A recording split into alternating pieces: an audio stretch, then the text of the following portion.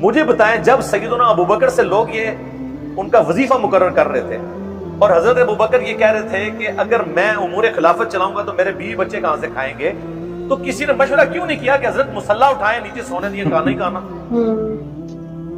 ہاں، سنجے سے ٹیلے چکو، جیڑے ٹیلے نو ہاتھ پاؤ، سونا ہی سونا۔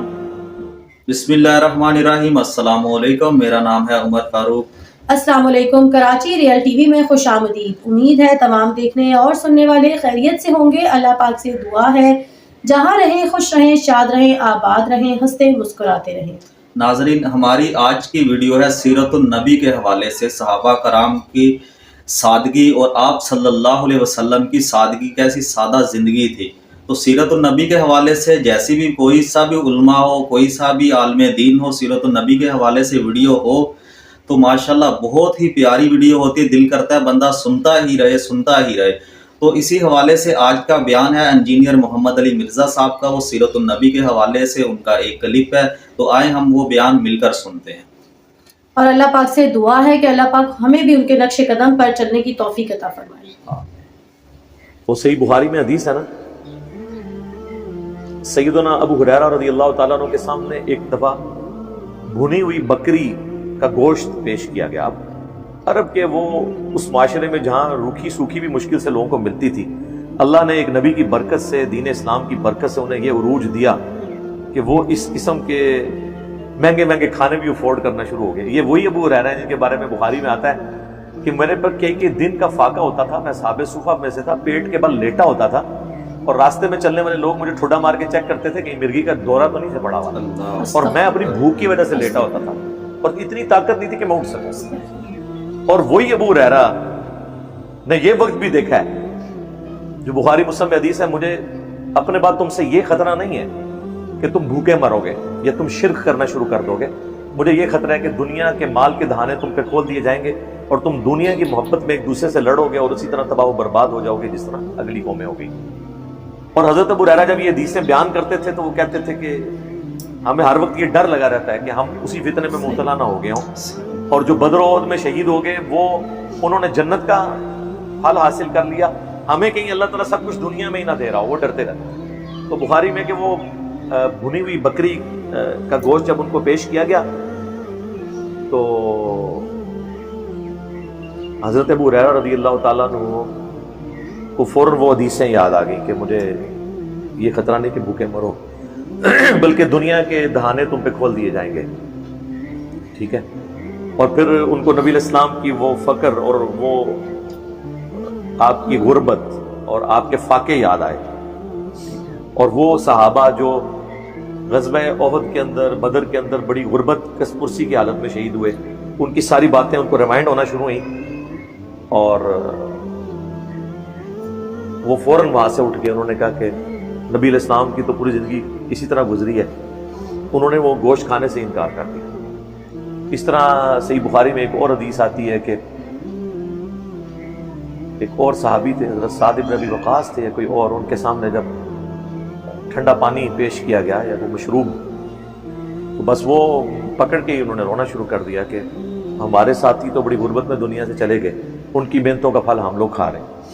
وہ پانی بھی ان کے ہاتھ میں ہی رہ گیا، پی نہیں سکے۔ اللہ ہمیں بھی ایسی سوچ عطا فرمائے۔ ویسے یہ بڑا مشکل وقت ہے، میں کہتا ہوں یہ فلموں میں جو کچھ آپ ٹریجک سٹوریاں دیکھتے اور سنتے ہیں وہ تو کچھ بھی نہیں ہے جو صحابہ کی زندگی میں آپ کو اتار چڑھاؤ نظر آتا ہے۔ ایک طرف غریب بدو مکے کے اور پھر دنیا کے امام بن گئے، انہوں نے اپنا پرانا وقت کبھی بھلایا نہیں ہے۔ صحیح بخاری میں موجود ہے، نبی علیہ السلام نے فرمایا کوئی پیغمبر ایسا نہیں گزرا جس نے بھیڑ بکریاں نہ چرائیں۔ تو صحابہ نے کہا یا رسول اللہ آپ فرمایا ہاں میں نے بھی چند درہم کے عوض، بڑے حقیر سے مال کے عوض مکے کے لوگوں کی بکریاں چرائیں، یعنی یہ میں نے غربت کا وہ وقت دیکھا ہے۔ اچھا وقت تو آپ پہ مڈل ایج میں آیا جب آپ کی شادی ایک امیر عورت سے ہوئی، لیکن جب اسلام کی خدمت شروع کی پھر آپ کے اوپر وہی مشکل وقت آ گیا۔ اور یہی ایک پیغمبر کی نشانی ہوتی ہے کہ اس نے اتنے بڑے غلبے کے بعد اپنے لیے کچھ حاصل نہیں کیا، حالانکہ آپ اعلان نبوت سے پہلے اچھی زندگی گزار رہے تھے، لیکن بخاری مسلم میں آتا ہے کہ وفات تک سیدہ عائشہ کہتی ہیں ہماری حالت تھی کہ بعض اوقات 1 مہینے، بعض اوقات 2، بعض اوقات 3 مہینے تک بھی ہمارے گھر میں چولہا نہیں جلتا تھا، یعنی پکی ہوئی چیز ہم کھا نہیں سکتے تھے۔ 2 کالی چیزوں پہ گزارا ہوتا تھا، ایک کھجور اور ایک پانی، اور وہ بھی کوئی ٹنو ٹن کھجوریں نہیں ہوتی تھی، 2 کھجوریں صبح 2 شام کے وقت، اور ایک میٹھا پانی کا پیالہ صبح اور شام، کیونکہ عرب میں میٹھا پانی کا پیالہ اس کا حصول بھی کئی کلومیٹرز کی پیدل واک ہوتی تھی۔ جس طرح آج آپ انٹیریئر سندھ میں، جنوبی پنجاب میں، یا آپ بلوچستان میں جائیں تو عورتیں بیچاری کئی کلومیٹرز تک وہ مٹکے، اور وہ میٹھے پانے کے لیے وہ میٹھا ہی ہوتا ہے، صاف نہیں ہوتا، گدلا الگ سے ہوتا ہے اور اس میں جراثیم الگ سے۔ عرب کے لوگوں کا بھی یہی حال تھا، ان کو وہ اپنے پرانے سارے وقت یاد آتے تھے۔ تو نبی علیہ السلام نے اس سے کوئی دنیاوی منفعت حاصل نہیں کی ہے، حتیٰ کہ غزوہ خیبر کے بعد جب آپ کو وسعت ملی تو آپ کی بیویوں نے گلہ کیا کہ ہمارا کوئی خرچہ بڑھائیں۔ خرچہ یہ نہیں تھا کہ انہوں نے کوئی بہت ایکسٹرا آرڈنری خرچہ، کہتے تھے کوئی سبسسٹنس لیول پہ تو ہمیں دیں۔ تو قرآن میں آیات نازل ہوگی کہ اے نبی اپنی بیویوں سے فرما دو کہ اگر وہ دنیا کا مال اور دنیا کی عیشائشیں چاہتی ہیں نا تو آؤ میں تمہیں دے کر طلاق دے کے رخصت کر دوں۔ اگر تم اللہ اور اس کا رسول اور آخرت کا گھر چاہتی ہو، اسی غربت میں میرے نبی کے ساتھ گزارا کرو۔ سورۃ الاحزاب میں آیات آئیں اور بخاری مسلم کے الفاظ ہیں، حضور یہ آیات نازل ہوئیں تو ظاہر حضور کو تو جو حکم ملتا تھا آپ وہی پرفارم کرتے تھے۔ اس میں حکم تھا نبی اپنی بیویوں کو حضور ایک بیوی کے گھر گئے اور کہا کہ یہ اللہ نے مجھے حکم دیا، اب تم اپنے ماں باپ سے مشورہ کر لو، تم نے میرے ساتھ رہنا ہے تو پھر یہی غربت ہے، اور اگر دنیا کا مال لینا ہے پھر میرے ساتھ نہیں رہوگی۔ یہ فیصلہ کرو کہ تم اللہ کے نبی کی بیوی رہنا چاہتی ہو دنیا اور آخرت میں، یا تو سب نے کہا یا رسول اللہ ہم مشورہ کریں گے، ہم آپ کو چوز کرتے ہیں، اللہ کو چوز کرتے ہیں آخرت کے گھر کو۔ بہت اچھی، بہت زبردست سوچ، اتنی وفادار بیویاں حضور کے ساتھ، الحمدللہ۔ پھر خلفائے راشدین کو بھی دیکھیں، انڈیپینڈنٹ ریسورسز سے فیصلہ کر لیں کہ کیا حضرت ابوبکر، حضرت عمر، حضرت عثمان، مولا علی تو خیر ویسے ہی فخر کی زندگی تھی ان کی، یہ پہلے 3 خلفاء، ان میں سے کسی نے اپنی جائیدادیں بنائی ہیں، اپنے بچوں کو کہیں نوازا ہے، یعنی پوری دنیا پہ حکومت ہو چکی ہو تو بندہ دنیا کی آسائش لیتا ہے۔ یہی ان کے خلیفہ راشد ہونے کے لیے کافی ہے کہ انہوں نے اس سے کوئی دنیاوی منفعت حاصل نہیں کی، ان کی زندگی اسی طریقے سے درویشی کی گزری ہے۔ حتیٰ کہ صحیح بخاری میں آتا ہے سیدنا ابوبکر جب خلیفہ بنائے گئے تو انہوں نے کہا لوگوں تمہیں پتہ ہے میرا کاروبار بڑا اچھا چل رہا تھا، میرے بیوی بچوں کا خرچہ اس میں سے نکلتا تھا، اب تم نے امور خلافت میرے ذمہ کر دی ہے تو میں اگر بازار میں جا کے تجارت کروں گا تو میرے بیوی بچوں کا پیٹ کون پالے گا؟ اگر میں پھر خلافت کا کام اگر پیرلل میں کرتا ہوں تو میں تو وہ کام نہیں کر سکتا، تو یا خلافت کی ذمہ داریاں پوری کروں یا میں کاروبار کر لوں۔ تو صحابہ نے پھر مشورہ کر کے ایک عام مہاجر کا جو وظیفہ تھا نا وہ حضرت ابوبکر کا وظیفہ لگا دیا کہ ٹھیک ہے جی، اور اس میں الفاظ ہیں بخاری میں ابوبکر مسلمانوں کی خدمت کریں گے امور خلافت چلا کر، اور مسلمان اس کے عوض ان کا اور ان کے بال بچوں کا پیٹ پالیں گے۔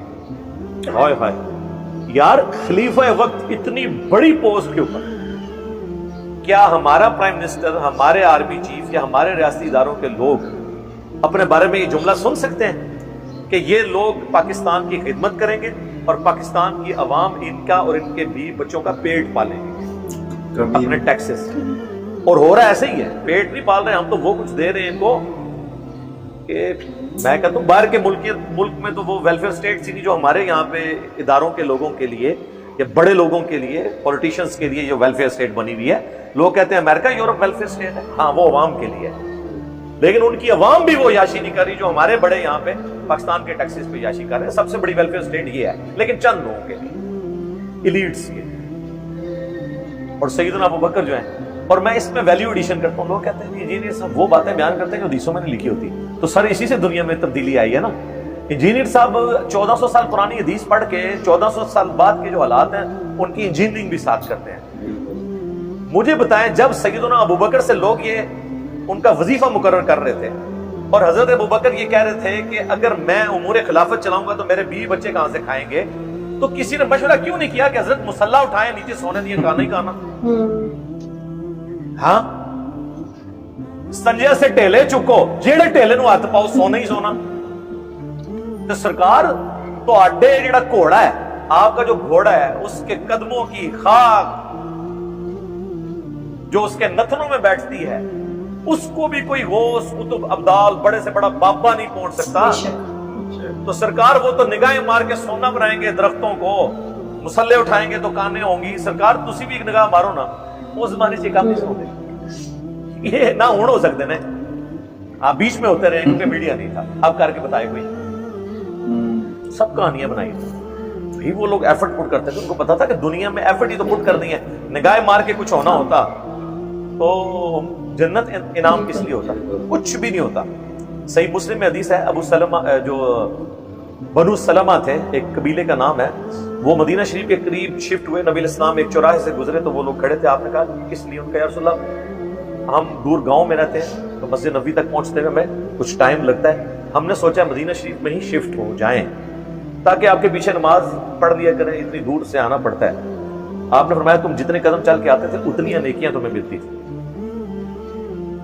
تو انہوں نے حضور کے شہر میں شفٹ ہونے کا ارادہ ترک کر دیا کہ ٹھیک ہے ہم دور سے ہی پیدل چل کے آیا کریں گے تاکہ ہمیں نیکیاں ملیں.